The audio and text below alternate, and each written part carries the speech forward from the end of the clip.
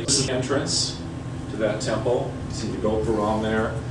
You see the mountain in the background. They actually light a huge vat of ghee butter on Deepam every year, once a year, that you can see from like 250 miles around. And it's meant to symbolize, this is where Shiva manifested as a pillar of fire back in the Golden Age. And then, because we're in the Kali Yuga now, the Dark Age, when people only see materially but not spiritually, it's that pillar of light, they believe, has congealed into this red granite mountain. But it's a very, very sacred place. I mean, this is a place that almost all Hindus try to get to at some point during their lifetime.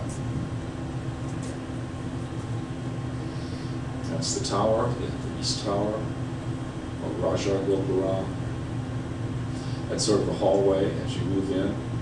This is one of the deities that's worshipped there. This is a son of Shiva called Murugan.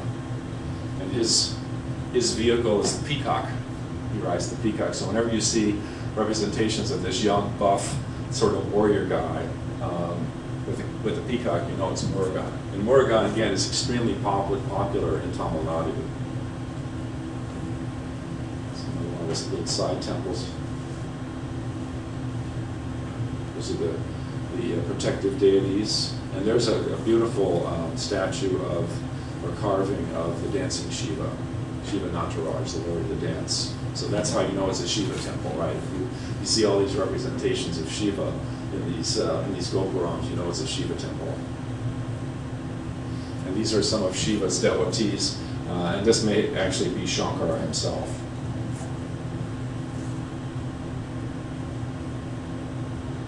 And these are just some details. You also have these beautiful long sort of walkways within each of the temples. And in this temple, they actually have the temple elephant.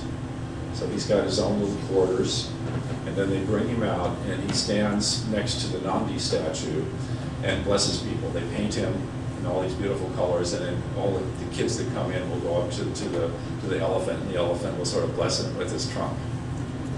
It's the temple elephant. He was a little sick when I was there, so I wasn't able to get pictures of him, but an elephant, of course, is a sacred animal in India. It represents spiritual nobility. And one of the great gods of India is called Ganesha. And Ganesha has the head of an elephant, body of an elephant, but the legs of a human being, and is another son of Shiva. So he's related to Shiva. You'll see a lot of Ganesha statues in the Shiva temples as well. It's just a nice detail looking up the mountain. This is where that vat of ghee butter would be blazing during Deepam. It's always on the full moon, by the way, when they celebrate this.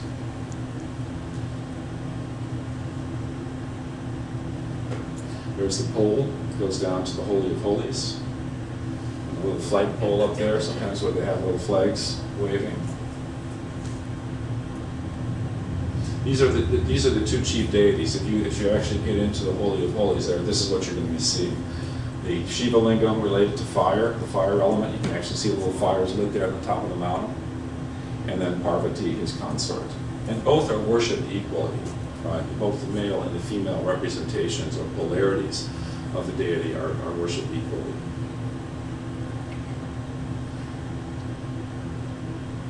This is just some detail from the Gopurams. This is Durga. Remember I told you she was the one that you go to if you've got negative states afflicting you. You can see she's mastered the buffalo demon, and she's a fearsome lady.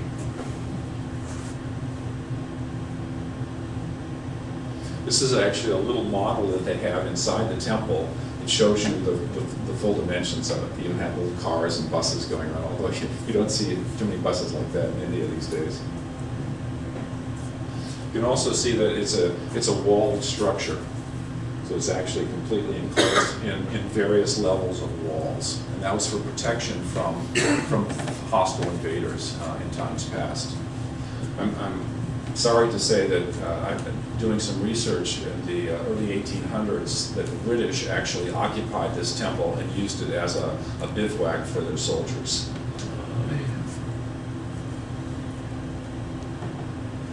This is when you come in through the eastern Gopuram, there's this beautiful sort of 1,000-pillared temple. That's why the relationship to the element water. But it's a beautiful gopuram here, the carvings there, as you can see. Just unbelievable. This is the top.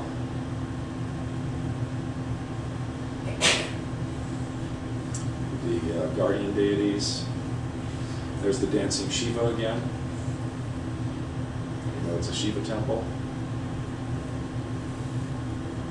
This is the tank, the bathing tank, and you see the white and red again. This is the top of one of the towers. Guardian deities.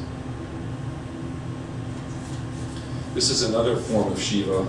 This is Shiva as Dakshinamurti, the silent guru, who teaches self-realization through complete silence. He doesn't use words. A very revered figure in South India. There are just some. These are called the Nagas, or snakes, snake deities, and you oftentimes find them around the base of trees.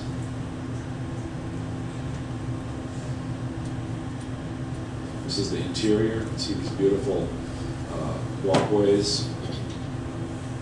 And sometimes people will ask for healing from the deity in the temple, and they'll tie a little piece of material to the tree. And if they're healed, then they'll come and bring an offering and a gift. These healing rituals are something that I found all over the world. And oftentimes people go on pilgrimage to these healing places, and there's usually something that they leave behind, maybe a shoe, maybe a handkerchief, maybe a strip of clothing of some kind. Here's their pole. And this is Dakshinamurti, the silent guru. He's actually a youth, and he's teaching these four great rishis the art of self-realization, but he doesn't say anything. It's completely taught in silence. And then this is just outside the Holy of Holies, and there you have Nandi, the bull, staring in. And this is something that you run into a little bit more now in India.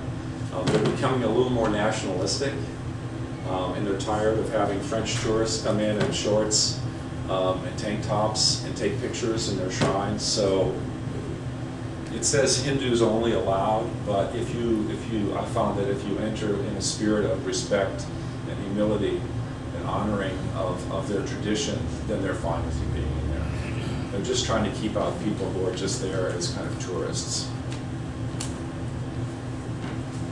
Those are the two deities.